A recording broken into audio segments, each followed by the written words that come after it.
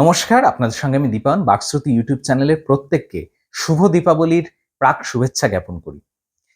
এ যাবৎকাল বাকশ্রুতিতে আপনারা যা শুনেছেন তা একেবারে সকপল কল্পিত ভৌতিক তথা অলৌকিক ঘটনা।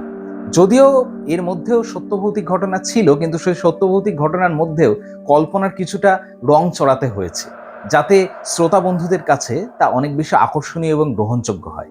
কিন্তু এই শ্রোতা বন্ধুরাই দীর্ঘদিন ধরে আমাদের অনুরোধ করেছেন যে যদি এরকম কিছু ঘটনা শোনানো যায় বা আলোচনা করা যায়, যে ঘটনাগুলোর মধ্যে ওই কল্পনার রং চড়ানো থাকবে না, যা একেবারে খাঁটি সত্য অলৌকিক বিষয়, তাহলে কেমন হয়। তো সেই সত্য অলৌকিক বিষয় নিয়েই প্রথমবারের মতো আগামীকাল বাকশ্রুতিতে উপস্থাপিত হতে চলেছে এই নবতর ভাষ্য, যা কিন্তু অলৌকিক কাহিনী নয়, বরঞ্চ অলৌকিক তত্ত্ব নিয়ে আলোচনা। প্রথমে অর্থাৎ আগামীকাল যে ভাষ্য উপস্থাপিত হতে চলেছে তার মূল উপজীব্য বিষয় হলো যে আমাদের যখন মৃত্যু হয়, অর্থাৎ পার্থিব মানুষের দেহাবসানের পরে যখন তার আত্মা বিদেহী রূপে মহাকালের ওপারে গমন করে, তখন সেই ঊর্ধ্বগামী প্রেতাত্মার ফেলে আসা পার্থিব জনেদের প্রতি কি অনুভূতি বর্তমান থাকে।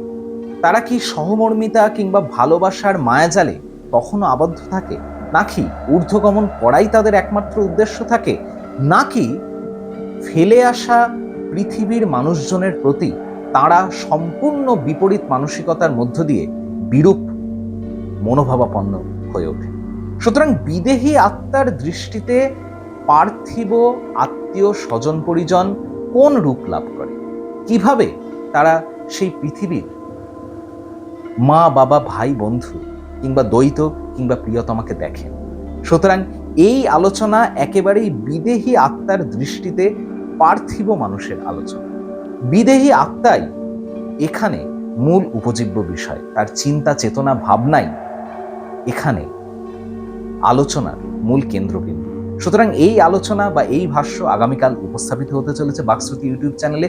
প্রত্যেকে এই ভাষ্য অবশ্যই শুনবেন, কেমন লাগলো কমেন্ট বক্সে জানাবেন, বাকশ্রুতির পাশে থাকবেন এবং যারা এখনো আমাদের চ্যানেল সাবস্ক্রাইব করেননি তারা অতি অবশ্যই সাবস্ক্রাইব